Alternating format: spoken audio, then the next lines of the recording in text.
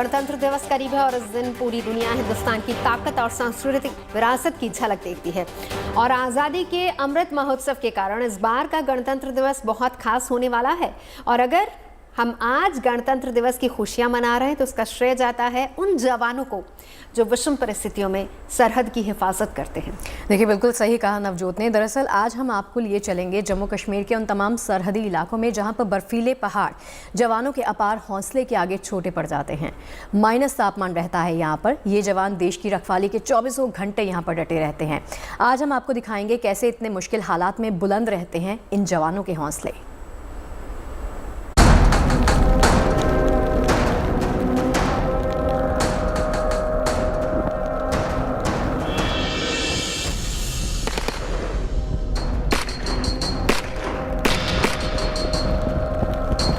तापमान माइनस में, लेकिन जोश और जुनून बेइंतहा। सामने बर्फ से लदे पहाड़, लेकिन जवानों का हौसला अपार। जानलेवा सर्द हवाएं, फिर भी दुश्मन पर बाज की नजर। सीने में धधकती ज्वाला और रगों में बहते लावे के साथ बर्फ के मौसम में देश की सरहद की रखवाली। ये भारतीय सेना के जवान हैं जो खून जमा देने वाली सर्दी में दुश्मन के सामने मजबूत दीवार बनकर खड़े हैं। ये पाकिस्तान से लगे जम्मू कश्मीर की पुंछ सीमा है, जहां का तापमान -1 से भी नीचे लुढ़क चुका है। लेकिन जवानों की मुस्तैदी देखिए। चीते सी चाल और राइफल के साथ बाज की नजर पर गौर कीजिए। सीमा पर थोड़ी भी हलचल हुई तो ये करारा जवाब देने में एक पल नहीं लगाएंगे। चुनौतियां तो हैं, आप देख ही रहे हो, जैसे चारों तरफ बर्फ की चादर ढकी हुई है, साथ में धुंध भी है। लेकिन देश की रक्षा के लिए हमको 24 आवर्स इसी तरीके से तैनात रहना पड़ता है। और हम एक दिन क्या 365 दिन ऐसे देखने के लिए तैयार रहते हैं। एलओसी पर इस बर्फीले मौसम में जवानों का पहला दुश्मन होता है मौसम, बर्फ और सर्द हवाएं। और इनसे बचने के लिए जवानों को जरूरत पड़ती है चट्टान जैसे जज्बे की और उन 21 सामानों की जो मौसम की मार से बचाने के लिए दिए जाते हैं। ऊंचे इलाकों में तैनात जवानों को मौसम से लड़ने के लिए 21 तरह के सामान दिए जाते हैं। इन 21 सामानों में सबसे अहम होते हैं खास तरह के कपड़े जो -50 के तापमान में भी जवानों को सुरक्षित रखते हैं। -50 डिग्री सेल्सियस में गर्म रहने वाले टेंट होते हैं। टेंट को सोलर पैनल के जरिए बिजली मिलती है। बर्फीले मौसम में सेना के जवान किन हालात में अपने कर्तव्य को अंजाम देते हैं, उसे सुनकर आप सोच में पड़ जाएंगे। जवानों को बेस कैंप से निकलकर सीमा पर गश्त करने के दौरान एक लंबा फासला तय करना पड़ता है। दुश्मन के साथ मौसम की करवट पर नजर रखनी पड़ती है। जब सीने से निकली सांस भी बर्फ के टुकड़े में बदलने लगती है, तब जवानों को बचाते हैं ये खास कपड़े और जूते, जिसे डीआरडीओ ने बहुत ही जतन के साथ तैयार किया है। डीआरडीओ के बनाए कपड़े 3 लेयर में पहने जाते हैं जो -50 डिग्री सेल्सियस तक के तापमान से बचाते हैं। जवानों के खास कपड़े वाटरप्रूफ और विंड प्रूफ होते हैं। ये इतने हल्के होते हैं कि काम में कोई रुकावट नहीं आती। जब जोश और जुनून के साथ इन साजो सामान का साथ मिलता है तो सरहद के रखवालों की मुस्तैदी और बढ़ जाती है। मैं देशवासियों को एक संदेश देना चाहता हूं कि हम सीमा पे बॉर्डर पे 24 घंटे तैनात हैं। देशवासियों को बताना चाहता हूं कि वो अपना हर त्यौहार खुशी से अपने घर में मनाएं। और हम यहाँ पे 24 घंटे तैनात हैं। दुश्मन की हर हरकत पे हमारी 24 घंटे नज़र है और उनकी कोई भी गलत हरकत पर हम उनका मुंह तोड़ जवाब देने के लिए तैयार हैं। एलओसी के हालात कुछ ऐसे होते हैं कि सेना के जवानों को एक साथ 2 दुश्मनों का सामना करना पड़ता है। लेकिन बुलंद हौसले और डीआरडीओ के बनाए विशेष साजो सामान की मदद से हमारे जवान हर चुनौती को करारा जवाब देते हैं। अशरफ वानी के साथ bureau report, good news today. देखिए, पूरी दुनिया में हिंद की सेना के शौर्य की मिसाल दी जाती है, लेकिन केवल वीरता ही नहीं, हमारी सेना की खासियत लोगों की ज़िंदगी बदलने की मुहिम में सेना अग्रणी भूमिका निभा रही है। आज हम आपको दिखाएंगे कैसे जम्मू कश्मीर में सेना तस्वीर बदल रही है। नवजोत, बिल्कुल, और इसीलिए हम आपको डोडा लिए चलेंगे जहां पर गाँव के लोगों के बीच हैं सेना के जवान और सेना की शौर्य गाथा। तो इसीलिए कभी इस इलाके में जहां पर दहशत हुआ करती थी, लेकिन आज वहां पर लोग विकास के सपने देखने लगे हैं। देखिए कैसे लोगों को आत्मनिर्भर बना रही है सेना।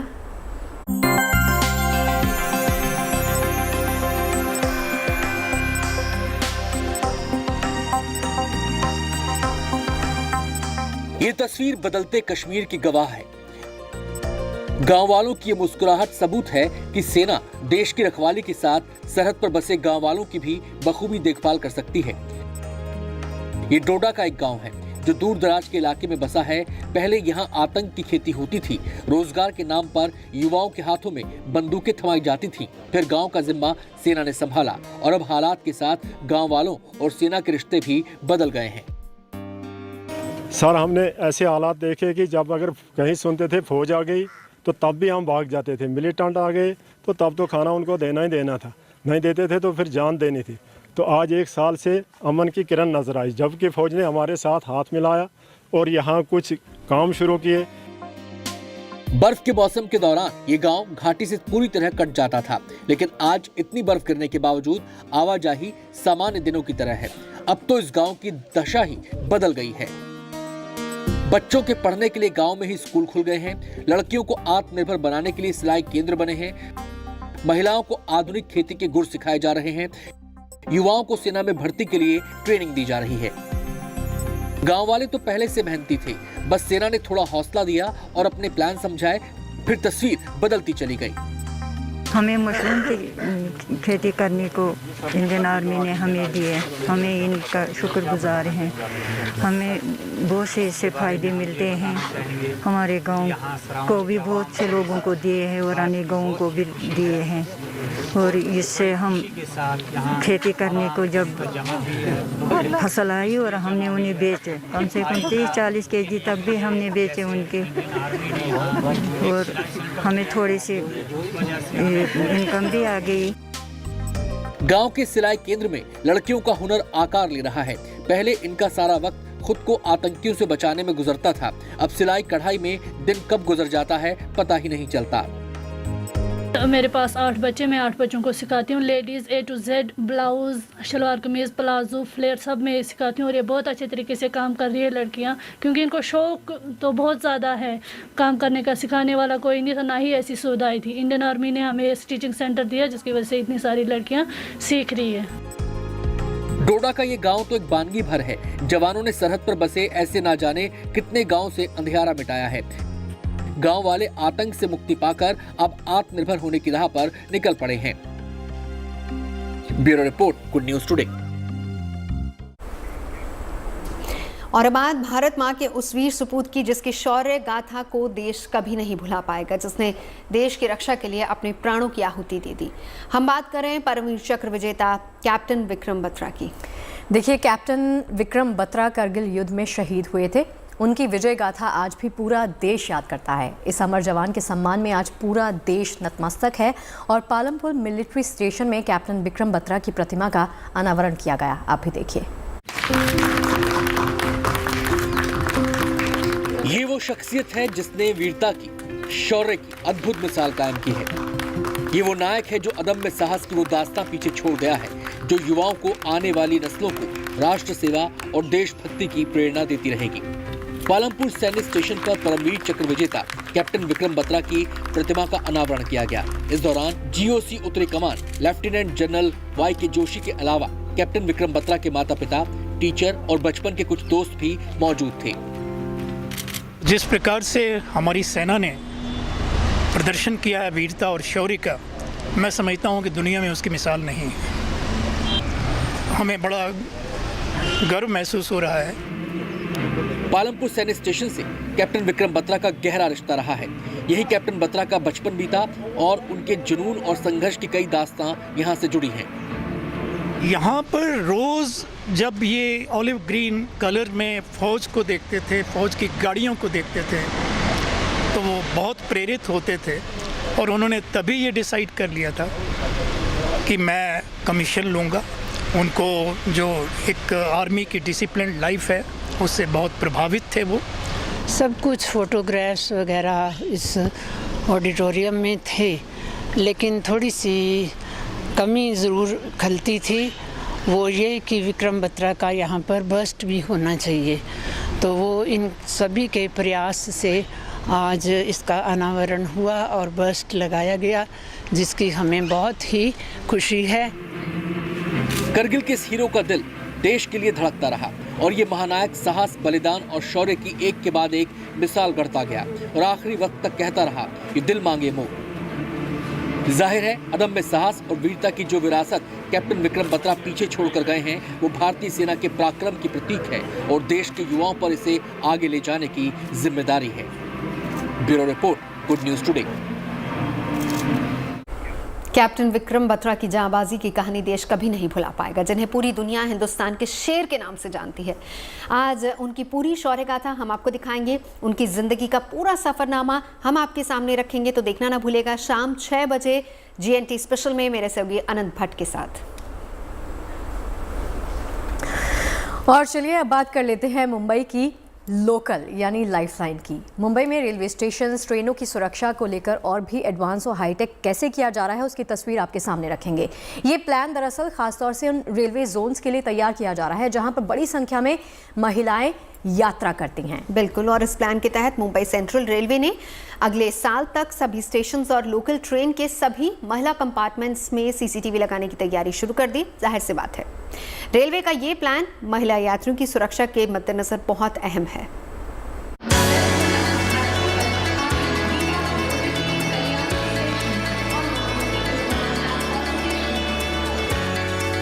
मुंबई की रेलवे स्टेशनों के चप्पे चप्पे की निगरानी को सुपर हाईटेक बनाने का प्लान तैयार हो चुका है। मुंबई की लाइफलाइन कही जाने वाली लोकल ट्रेनों में महिला यात्रियों की सुरक्षा को और ज्यादा पुख्ता बनाया जाएगा। इस प्लान के लिए रेलवे के सेंट्रल डिवीजन ने मेगा प्लान तैयार किया है। इस प्लान के तहत अगले साल मार्च तक सभी लोकल ट्रेनों के लेडीज कंपार्टमेंट में CCTV कैमरे इंस्टॉल किए जाएंगे। सेंट्रल रेलवे ने 2021 में 605 CCTV कैमरा महिला यात्रियों के डिब्बों में लगाए। सेंट्रल रेलवे की तरफ से अब तक कुल 3122 CCTV कैमरे अलग अलग स्टेशनों और महिला डिब्बों में लगाए गए हैं।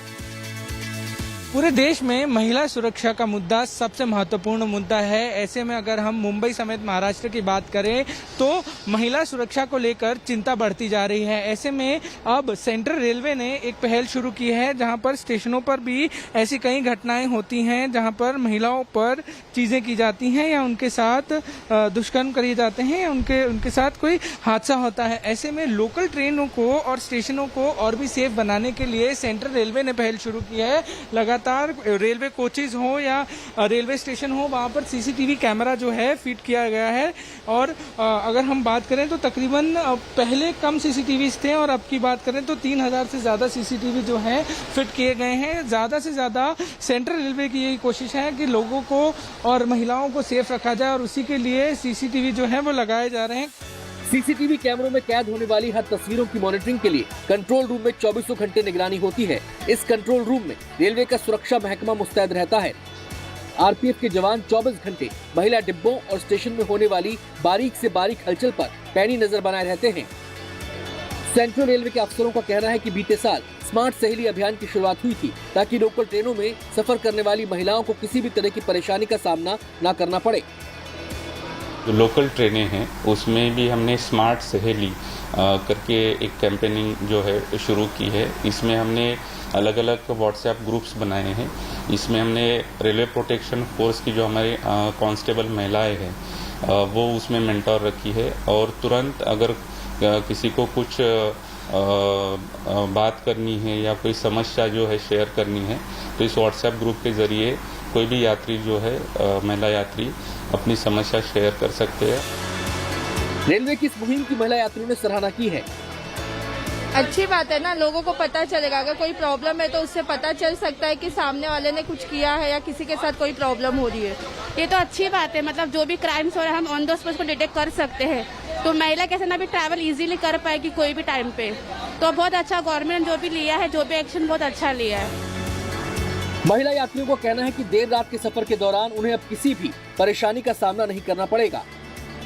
रात को हम लेट जाते हैं तो सेफ लगता है क्योंकि सीसीटीवी है, कोई कुछ नहीं करेगा। सेंट्रल रेलवे के स्टेशन हो या फिर लेडीज कोच हो, हर जगह सेंट्रल रेलवे द्वारा यही कोशिश की जा रही है कि महिलाओं को सेफ रखा जाए और उनकी सुरक्षा में सीसीटीवी को तैनात किया गया है। साथ ही साथ जो वॉर रूम्स बनाए गए हैं, हम कंट्रोल रूम भी कह सकते हैं, उसी कंट्रोल रूम में जो है लगातार आरपीएफ के जवान पैनी नजर बनाए रखते हैं। महिलाओं के साथ अगर कोई भी हादसा होता है तो सीसीटीवी में तुरंत देखते वो लोग उस पर एक्शन लेते हैं। ऐसे में ये पहल सुरक्षित रखेगी महिलाओं को और महिलाओं को आगे बढ़ने में भी बहुत ज्यादा महत्वपूर्ण रोल निभाएगी। कैमरामैन सचिन सावंत के साथ पारस दामा, गुड न्यूज टुडे। चुनाव प्रचार खूब हो रहा है। जी हाँ, सियासत में तड़का भी खूब लग रहा है। वैसे बिना इसके मजा भी नहीं आता चुनावों का। हालांकि इस बार थोड़ा प्रचार का तरीका अलग हो गया है, बदल गया है। ना तो बड़ी बड़ी रैलियां नजर आ रही, ना ऊंचे ऊंचे मंच नजर आ रहे हैं। लेकिन हाँ, एक चीज है जो हर जगह नजर आ रही है, वो है चुनाव प्रचार की सामग्री। इसकी कोई कमी नहीं है। देखिए, प्रचार के लिए ना अलग अलग पार्टियों की प्रचार सामग्री से दुकानें पटी हुई हैं। झंडे, बैनर, पोस्टर और बिल्ले तो दशकों से प्रचार का हिस्सा रहे हैं। वक्त के साथ प्रचार में सामग्री में मफलर्स, शॉल, साड़ी और मास्क की भी एंट्री अब हो चुकी है। देखिए आप भी चुनावी उत्सव का फैशन बाजार कैसे सजा हुआ है।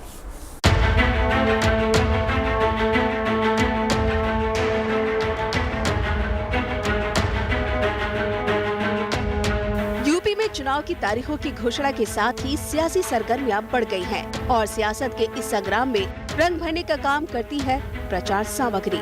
दशकों से इसी प्रचार सामग्री के जरिए देश में चुनाव लड़े जाते रहे हैं। एक बार फिर से प्रचार सामग्री का बाजार सज चुका है।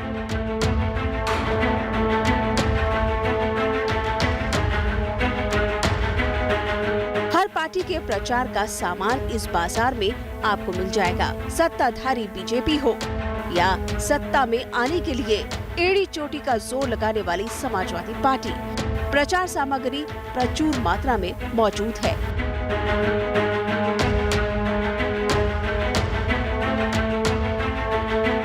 पोस्टर, बैनर तो दशकों से प्रचार सामग्री का हिस्सा रहे हैं। वक्त के साथ प्रचार सामग्री में भी नई नई चीजें जुड़ती चली गई हैं। अब जरा इस दुकान में ही देखिए, बीजेपी का प्रचार करने के लिए डिजाइनर मफलर तैयार हैं, पटके हैं,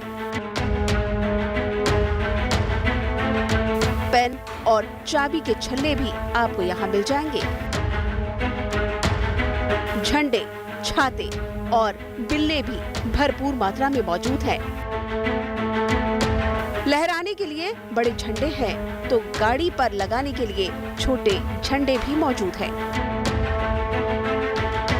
इस बार एक और खास चीज प्रचार का हिस्सा बन रही है और वो है राम मंदिर का मॉडल, जो लोगों के भेंट देने के लिए है। झंडे हैं, स्टिकर है, बिल्ला है, ये मुफलर पटका है, ये शॉल टाइप का एक अंगोछा आया है, ये है, यही सब चल रहा है इस वक्त। और बाकी तो झंडे उंडे हैं, यही सब चल रहा है लोग। बिल्कुल, राम मंदिर का मॉडल भी हमें दिखाई पड़ रहा है यहाँ पर। तो ये राम मंदिर का मॉडल है, ये भी इसको ले जा रहे हैं लोग अपने। ये किस काम आता है? लोगों को देने के? ये लोगों को भेंट करने के लिए, और ये लोग अपने घरों पे लोग जरूर ले जाते हैं, अपने घरों पे रखते हैं इस वक्त। और इसके अलावा बैच भी होते हैं आप लोगों के पास। कोई मास्क भी आप लोगों ने बनाया हुआ है ना? कुछ वैसा मास्क या जो जिस तरह से लोग सुरक्षा कर सकें अपनी। यहाँ पर इस प्रचार सामग्री की दुकान पर हमें दिख रही हैं तरह तरह की चीज़ें। मास्क भी इन्होंने निकाल लिया है। अच्छा, प्रत्याशी अपनी फ़ोटो लगाकर भी ऐसा बना सकते हैं? हाँ, बना सकते हैं। वैसे सादा ही चलता है ज़्यादातर। समाजवादी पार्टी भी प्रचार सामग्री के मामले में पीछे नहीं है। पार्टी के कार्यालय के पास इस दुकान में आपको प्रचार का हर सामान मिल जाएगा। एक से बढ़कर एक मफलर और पटके आपको नजर आएंगे। समाजवादी टोपियां और बिल्ले आपको यहाँ मिल जाएंगे। झंडे तो हमेशा से प्रचार का हिस्सा रहे हैं। कोरोना काल में मास्क की भी एंट्री हो गई है, जिस पर पार्टी का निशान और उम्मीदवार की फोटो दोनों छपी है। प्रचार की ये रंग बिरंगी सामग्री हिंदुस्तान में अलग ही चुनावी रंग खोलती है। उत्सव अगर होगा, अगर त्यौहार होगा तो रंग होना ज़रूरी है। रंग का मतलब है उल्लास होना ज़रूरी है, खुशी का माहौल होना ज़रूरी है, जोश और जज्बा होना ज़रूरी है। हमारे वहाँ या दुनिया भर में जहाँ पर भी चुनाव के द्वारा हम लोग सत्ता का चुनाव करते हैं, सत्ता तय करते हैं, वहाँ पर हमेशा से जो इस उत्सव का रंग होता था उसको मजबूत रखा जाता था, ताकि लोगों के जो डिसीजन लेने का तरीके हों, जो फैसला लेने का तरीका हो, जो उसके पीछे के कारण वो मजबूत हों। वैसे फिलहाल कोरोना को देखते हुए चुनावी रैलियों पर रोक है। ऐसे में पार्टियों का जोर डिजिटल प्रचार पर ज्यादा है। इसका असर चुनावी सामग्री के बाजार पर भी पड़ा है, लेकिन विक्रेताओं को उम्मीद है कि आगे हालात बदलेंगे। लखनऊ से शिल्पी सेन के साथ bureau report, good news today. तो चलिए इसी के साथ रुकेंगे छोटे से चाय ब्रेक के लिए, कहीं मत जाइएगा क्योंकि ब्रेक के उस पार आपको दिखाएंगे मुंबई में कोरोना के कम होते केसों की तस्वीर।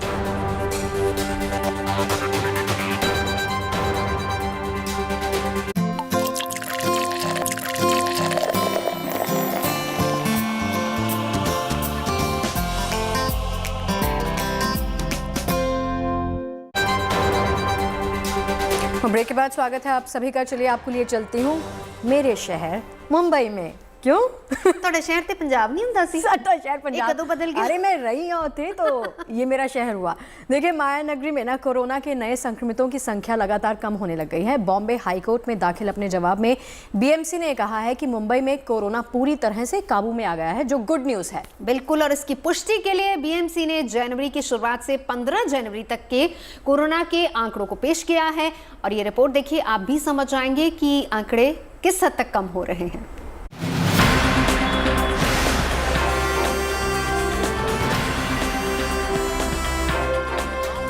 दूसरी लहर में एपिसेंटर बनी मुंबई में तीसरी लहर में हालात पूरी तरह काबू में हैं। बीएमसी के बॉम्बे हाईकोर्ट में दिए गए अपडेट से बेहतर भला क्या होगा। दिसंबर के आखिरी हफ्ते और जनवरी की शुरुआत में तीसरी लहर के भंवर में फंसी मुंबई दूसरी लहर की यादें ताजा करती दिखने लगी थी। लेकिन अब नए संक्रमितों की संख्या का आंकड़ा भी गिर रहा है और अस्पताल जाने की नौबत भी कम होने लगी है। लिहाजा बीएमसी को देश की आर्थिक राजधानी में कोरोना काबू में दिखाई दे रहा है। बीएमसी के इस दावे की हकीकत की जांच करें उससे पहले बीएमसी ने बॉम्बे हाईकोर्ट में सिटी कोरोना रिपोर्ट पर क्या कहा है उसकी डिटेल जान लीजिए। 9 जनवरी कोरोना संक्रमण के 20,318 नए केस आए थे, लेकिन उसके बाद धीरे धीरे इतनी गिरावट आई कि 18 जनवरी को नए केस की संख्या 7,000 रह गई। इसके अलावा आंकड़ों के आधार पर मुंबई में कोरोना के हालात का जो जिक्र बॉम्बे हाईकोर्ट में बीएमसी ने किया है उसके मुताबिक 15 जनवरी तक कुल 84,352 सक्रिय मामलों में से 7% मरीज अस्पताल में भर्ती थे, 3% ऑक्सीजन बेड पर, 1% आईसीयू में और उनमें से 0.7% वेंटिलेटर पर थे। ये बहुत सुखद समाचार है कि मुंबई में कोरोना काबू में है। ओमिक्रॉन वाली लहर मुंबई में कहर नहीं बरपा पा रही। अब सवाल यह है कि क्या आने वाले कुछ दिनों में तीसरी लहर की जिस पीक की आशंका जताई जा रही है वो क्या मुंबई में असर नहीं दिखाएगी? फिर बीएमसी का जवाब क्या होगा? इस सवाल का जवाब मुंबईकरों के संक्रमित होने के ताजा डेटा में देखिए। पिछले 24 घंटे में कोरोना के 6,032 नए मरीज सामने आए हैं। इन 24 घंटों में 18,241 मरीज रिकवर भी हुए। मुंबई में इस समय कोरोना के एक्टिव मरीजों की संख्या 31,856 है। असल में मुंबई में कोरोना के केस 9 जनवरी के बाद लगातार गिर रहे हैं। बीएमसी ने कोर्ट में इसी को आधार बनाया है। जाहिर है अमूमन बीएमसी के खिलाफ शिकायत करने वाले को भी बीएमसी के इस आंकड़े आधारित रिपोर्ट से बड़ी राहत महसूस होगी। Bureau report, good news today. यकीनन बीएमसी वाली ये रिपोर्ट राहत जरूर दे रही है कि वहाँ पर आंकड़े कम हो रहे हैं। मुझे ना मैं रिकॉल करती हूँ बॉम्बे के दिन जब मैं थी वहाँ पे फंसी हुई थी इमारत में, और इमारतों को सील कर दिया गया था और हम राशन पानी के लिए ना 4 दिन बाहर नहीं निकल पाए थे। एंड लिटरली हमारे पास खाने के लिए वो चीज़ें बची थी जो मतलब जिनसे गुजारा हो सकता था, गुजारा बस। हो सकता है। हाँ, अब वो जहन में आता है तो मतलब डर भी लगता है, but situation is getting normal now. चलिए, इसके सबसे बड़ा कारण वैसे हम ये कह सकते हैं कि कोरोना वैक्सीन, क्योंकि अब मैक्सिमम लोग जो हैं वो वैक्सीनेट हो गए हैं। हिंदुस्तान में टीकाकरण अभियान लगातार तेजी से चल रहा है और लगातार इसका दायरा बढ़ता जा रहा है, और हो सकता है कि आने वाले दिनों में आपको केमिस्ट शॉप पर भी कोरोना का टीका मिल जाए। ये तो बहुत अच्छी बात है कि वो दिन आ सकता है कि जब कोवैक्सीन और कोविशील्ड आप खुले बाजार से आसानी से खरीद पाएंगे। इसे लेकर देखिए सब्जेक्ट एक्सपर्ट कमेटी ने सिफारिश की है। अब गेंद DGCI के पाले में आ गई है कि वो दोनों टीकों को खुले बाजार में उतारने पर क्या फैसला सुनाता है।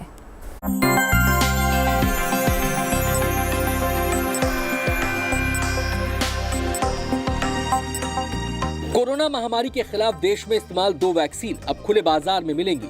जी हां, सही सुना आपने। बहुत जल्द कोवैक्सीन और कोविशील्ड आप बाजार के किसी मेडिकल स्टोर से खरीद पाएंगे।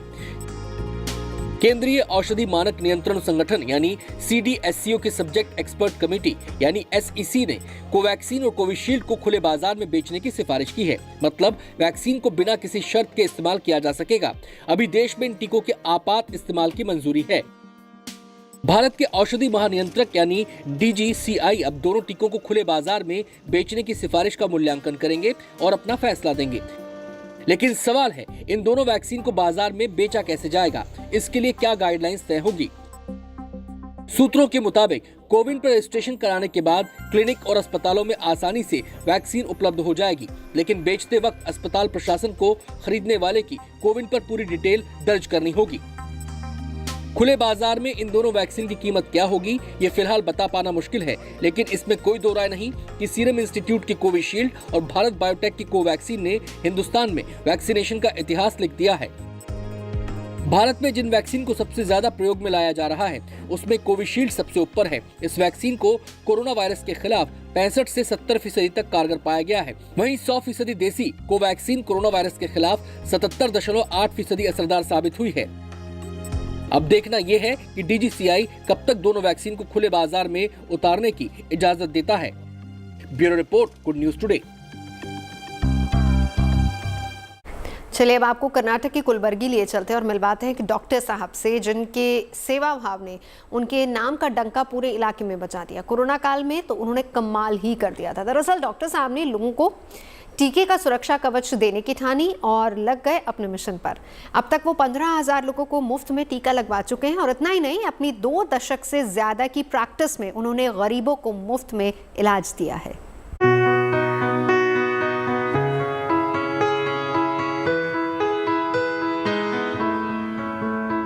उम्र 77 साल, लेकिन जोश और जुनून में कोई कमी नहीं। ये कहानी है कर्नाटक के छोटे से कस्बे कलबुर्गी के एक डॉक्टर मल्हार राव की, जो पिछले 26 साल से लोगों का मुफ्त इलाज कर रहे हैं। जी हाँ, बिल्कुल मुफ्त। ये तो बात हो गई उनके समर्पण की, लेकिन कोरोना महामारी ने इनके समर्पण को संकट में डाल दिया।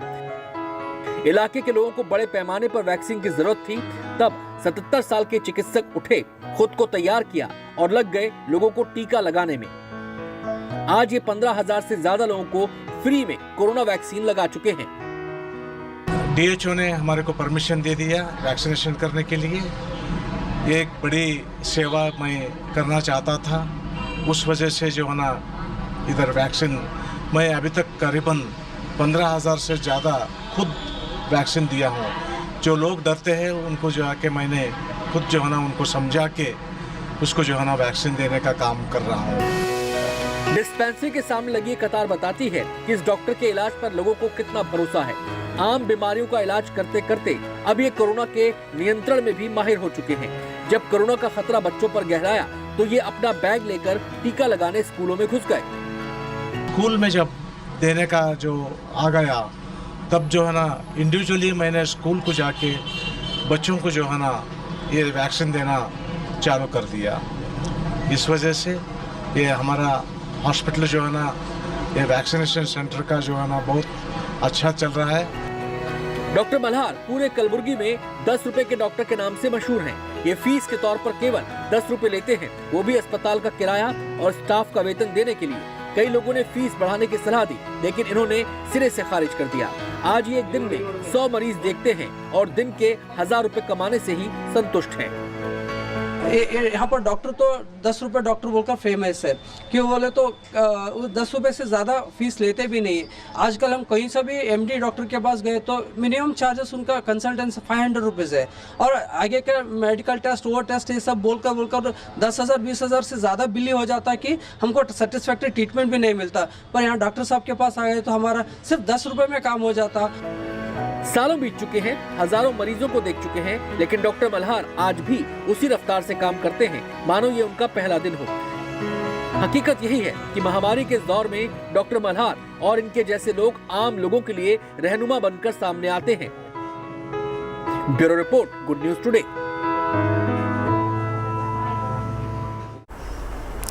देखिए, कोरोना की तीसरी लहर के बीच में ब्रिटेन से एक अच्छी खबर आई है, गुड न्यूज़ आई है। ब्रिटेन के प्रधानमंत्री बोरिस जॉनसन ने ऐलान किया है कि 27 जनवरी से कोरोना के खिलाफ जारी पाबंदियों को ख़त्म कर दिया जाएगा। मतलब ये कि कुछ पाबंदियां आगे धीरे धीरे ख़त्म की जाएंगी और प्रधानमंत्री जॉनसन के फैसले के पीछे ब्रिटेन में नए कोरोना पॉजिटिव्स की संख्या में आ रही लगातार गिरावट दर्ज की गई है।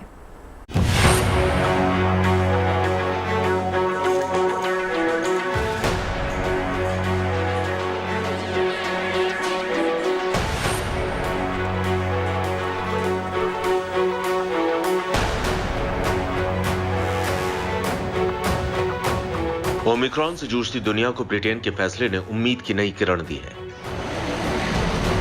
उम्मीद ये कि ब्रिटेन की सरकार ने करीब करीब मान लिया है कि ओमिक्रॉन की लहर खत्म होने की कगार पर है। लिहाजा देश में जो पाबंदियां लगाई गई थी उसे भी अब उठा लेने का वक्त आ गया है। इसलिए सरकार ने फैसला किया है कि 26 जनवरी से इन प्रतिबंधों को खत्म कर दिया जाएगा। 27 जनवरी से नागरिकों पर कोई प्रतिबंध लागू नहीं होगी। ब्रिटेन में प्रतिबंध खत्म होने के बाद किसी काम से घर से बाहर निकलने वालों को कोविड पास की जरूरत नहीं होगी। सेल्फ आइसोलेट होने की अनिवार्यता वाले कानून भी लागू नहीं रह जाएंगे। कोरोना प्रोटोकॉल के दूसरे नियमों की अनदेखी पर किसी तरह की सजा या जुर्माना का प्रावधान नहीं रहेगा। अगर किसी का कोरोना टेस्ट 2 बार नेगेटिव आता है तो भी उसका सेल्फ आइसोलेशन पहले की तरह अब 7 दिन नहीं बल्कि 5 दिन ही होगा। हालांकि इस बीच ये बात नोट करने वाली है कि ब्रिटेन ने चाहे पाबंदियों को खत्म करने का फैसला किया है, लेकिन सरकार ने कहा है कि कोविड गाइडलाइन जारी होती रहेगी। बंद जगहों पर मास्क की जरूरत नहीं रहेगी, लेकिन सार्वजनिक स्थानों पर मास्क लगाकर रखा जा सकता है। ब्रिटेन उन देशों में शुमार है जहां ओमिक्रॉन ने सबसे पहले कहर मचाया था। जनवरी के शुरुआत में यहां कोरोना का संक्रमण दर उस स्तर पर था जहां सरकार करीब करीब रोजाना नई गाइडलाइंस जारी करती थी। लेकिन ब्रिटेन में कोरोना काल अब बीतता दिख रहा है। ताजा आंकड़े कोरोना के कोहराम का अंत होने का प्रबल प्रमाण प्रस्तुत कर रहे हैं। पिछले 24 घंटे के भीतर ब्रिटेन में कोरोना के करीब 94,000 नए केस सामने आए हैं, जो कि 29 दिसंबर को मिले कोरोना मामलों से तकरीबन 2.5 गुना तक कम है। इतना ही नहीं, कोरोना के रोजाना के केस भी लगातार घट रहे हैं। अब सवाल यह बनता है कि ब्रिटेन में क्या वाकई कोरोना दम तोड़ रहा है? इस सवाल का जवाब किसी थ्योरी, किसी रिसर्च, किसी कागजात में ढूंढने से बेहतर है कि आप ब्रिटेन के प्रधानमंत्री बोरिस जॉनसन की लेटेस्ट स्पीच में सुन लें। प्रधानमंत्री जॉनसन का कहना है कि कोविड अब हमेशा रहने वाला है, इसलिए हमें कानूनी नियमों को सलाह और मार्गदर्शन के साथ बदलना होगा। साथ ही वायरस वाले लोगों से सावधान और दूसरों का ध्यान रखना होगा। ब्रिटेन में कोरोना जाने वाला है या छकाने वाला है, इन सवालों के जवाब फिलहाल नहीं मिल सकते। लेकिन एक बात जो बिल्कुल साफ है वो ये कि ब्रिटेन की कोरोना से लड़ाई फिलहाल फाइनल फेज में पहुंचती दिख रही है, जो सिर्फ ब्रिटेन के लिए नहीं बल्कि पूरी दुनिया के लिए गुड न्यूज है। Bureau report, good news today. Shagufta, देखिए कोरोना काल है, स्कूल कॉलेज बंद है, लेकिन मैं आपको ब्रेक के उस पार उस जगह लिए चलूंगी जहां इस वक्त बच्चों की क्लासेस चल रही हैं। क्या बात है। आप देखते रहिए चाय पर चर्चा।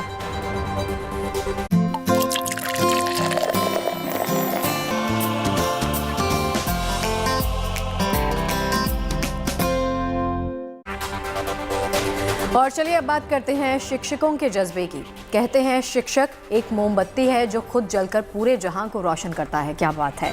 देखिए, आज हम आपको ऐसे ही शिक्षक से मिलवाने जा रहे हैं जिन्होंने गांव में शिक्षा की ऐसी मशाल जलाई है जिसे कोरोना भी बुझा नहीं सकता। बिल्कुल, कोरोना संक्रमण को देखते हुए झारखंड में भी स्कूलों को बंद कर दिया गया था, लेकिन यहाँ पर एक गाँव ऐसा भी है जहाँ बच्चों की पढ़ाई बदस्तूर जारी है। लिए चलते वहीं। पेड़ के नीचे बने चबूतरे पर दरी बिछी है, मुंह पर मास्क है, हाथों में पेन और कॉपी लेकर बच्चे बड़े ही ध्यान से गणित के उलझे फॉर्मूले को सुलझाने में जुटे हैं। ये राजेश सर की मोबाइल पाठशाला है। यहाँ पढ़ाई इसी अंदाज में होती है।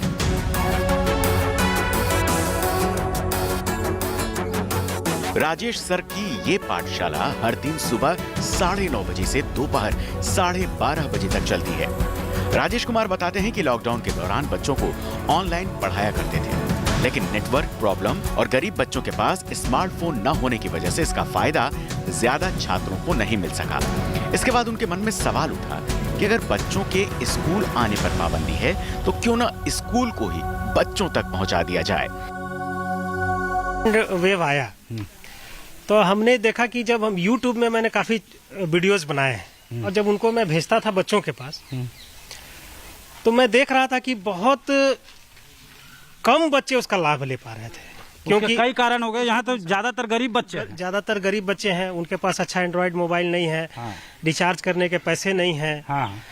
और सबसे बड़ी चीज है कि बच्चे ऑनलाइन अपने शिक्षक को देखना चाहते हैं, सामने पढ़ना चाहते हैं, उसका वो उनके अंदर एक जिज्ञासा डाउट है तो फट से क्लियर। तो हमने सोचा कि भाई स्कूल बंद है तो क्यों ना उसके मोहल्ले में ही जाकर के क्लास खुद से उनके डोर स्टेप पे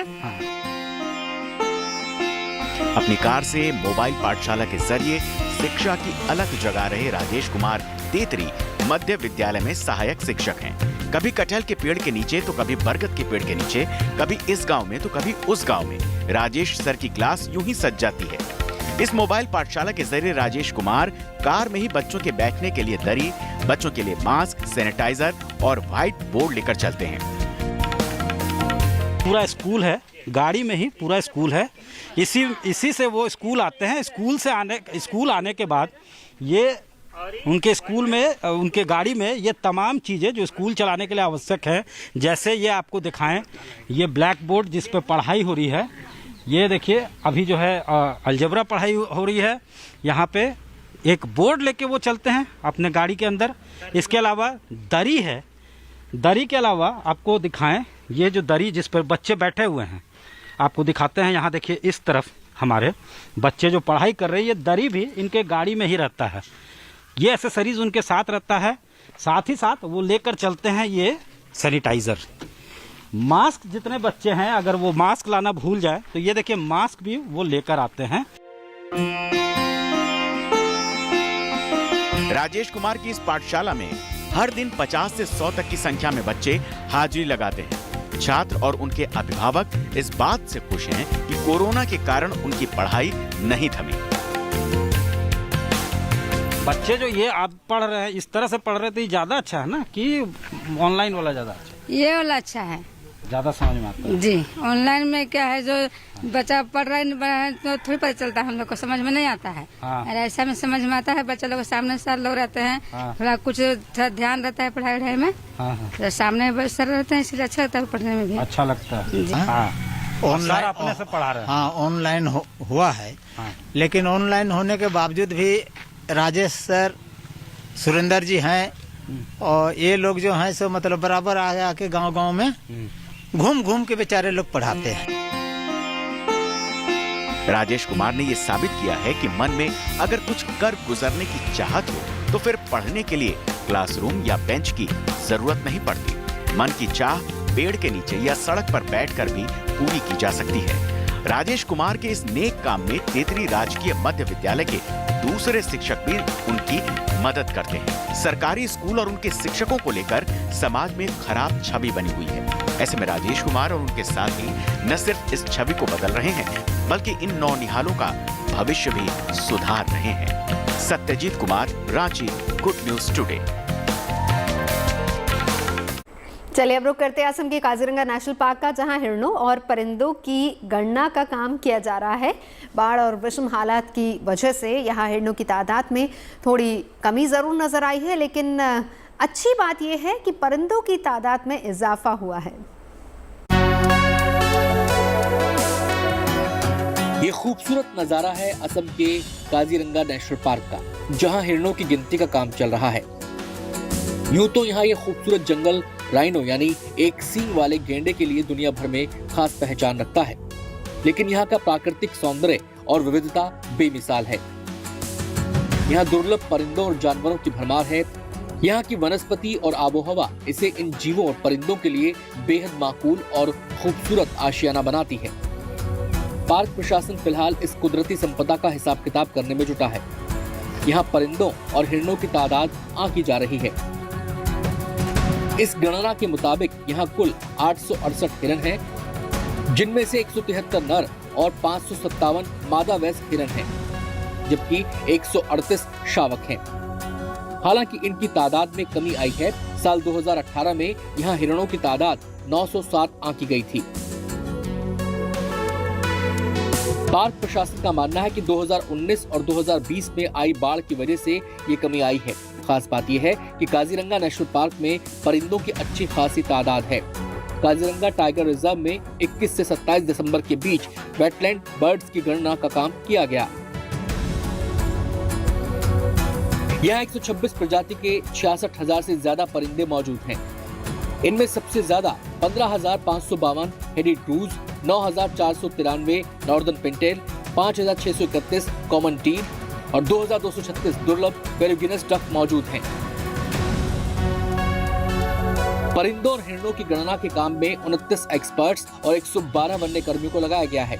इन वन्य कर्मियों और एक्सपर्ट्स का मानना है कि आने वाले वक्त में काजीरंगा में जानवरों और परिंदों की तादाद में इजाफा होगा और इसका प्राकृतिक सौंदर्य दुनिया भर के सैलानियों को यहाँ खिंचे चले आने को मजबूर कर देगा। Bureau report, good news today. और चलिए रुक कर लेते हैं आपके फेवरेट सेगमेंट का। सोशल मीडिया में आपके स्टार्स क्या कुछ कर रहे हैं, चलिए रुक करते हैं। जितनी तुम्हारी उम्र है ना, उतनी हमारी कमर है। इतनी गोली चल है कि छर्रा बीनत बीनत करोड़पति हो जाओ। हमें चीन लो, हम मार हैं कम और खचोर हैं ज्यादा।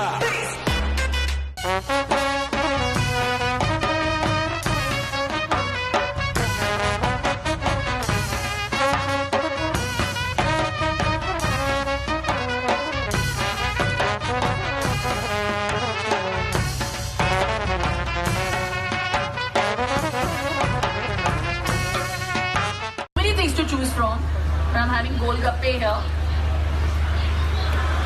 ओए मीठा ज्यादा पसंद है मैम आपको? ये क्या हो रहा है? हाँ। थोड़ा सा योगा के बाद एक गोलगप्पा। भगवान मुझे 1000 रुपए दे दे, मुझे बहुत जरूरत है। भगवान मुझे भी 100 रुपया दे दे, मुझे भी बहुत जरूरत है। ले भाई, 100 रुपया मेरे से ले, लेकिन भाव मत गिरा। शगुफ्ता, बातों का मजा चाय के साथ और चाय का मजा बातों के साथ आता है ना? क्या बात है। लेकिन आपने अभी तक ये नहीं बताया कि थर्सडे आपका फेवरेट क्यों है? क्योंकि कल फ्राइडे है और फिर छुट्टी है। ठीक है, आप कहीं मत जाइएगा, देखते रहिए गुड न्यूज टुडे और चाय पर चर्चा। कल भी आएंगे हम आपसे मिलने।